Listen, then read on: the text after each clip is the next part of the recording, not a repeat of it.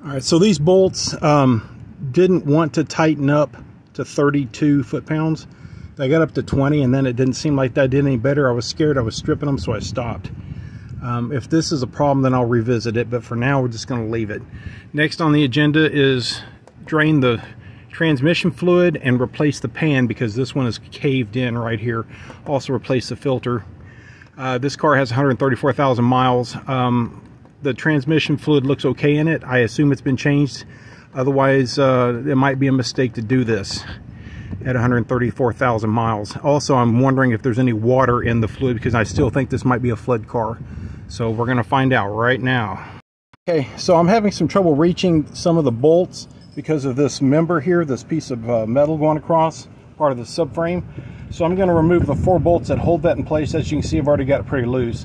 I'm going to finish removing that, and that should clear up all the this side of the transmission pan bolts that I can't reach. So I don't think people normally do this, but it doesn't seem like it's a big deal to me. And also I want to clean those bolts up and put some lube on them. So I went to the trouble to remove this piece. I'm going to take a wire brush, wire wheel, and just clean this up a little bit. And then I'm going to paint it with rust conversion paint. And that should help prevent this from getting further damaged over time. Right now it's bad, but it's not terrible. So I think we can salvage this and use it for a while, and maybe replace it sometime in the future if it does need it. Here's how it looks after I hit it with the wire wheel for 10 minutes or so. Just trying to get the big chunks of rust off. Now that I got it relatively clean, I'll spray it with the rust conversion paint, and that should keep it from getting any worse. Doesn't have to be perfect. The rust conversion paint will do the rest. Okay, so I'm having some trouble. These bolts to the pan are rusted and they're tight. These suckers are tight. So I'm going to have to figure out a way to loosen these, because I can't do it by conventional means. The heads are stripped out from the rust. The rust has deteriorated the heads. So I'm going to be using vice grips or something to break them loose, and then all these bolts are going to have to be replaced.